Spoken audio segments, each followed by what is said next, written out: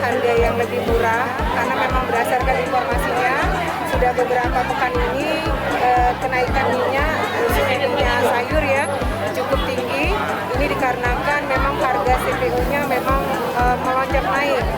Kalau untuk di pasaran kita mendengar ada sekitar harganya 19 sampai 21. Iya, 21.000 sampai 19.000. Tapi hari ini kita mengadakan semacam operasi pasar dibantu oleh kementerian juga dengan harga lebih kurang 14.000. Ya, tentu ini animo masyarakat cukup tinggi dan kami akan melaksanakan kegiatan ini tidak cukup sampai dengan hari ini ya. Kalau tidak salah ada 13 titik dan sudah berjalan sekitar 2 titik sampai dengan hari sekarang, dan nanti kita akan informasikan melalui Kominfo.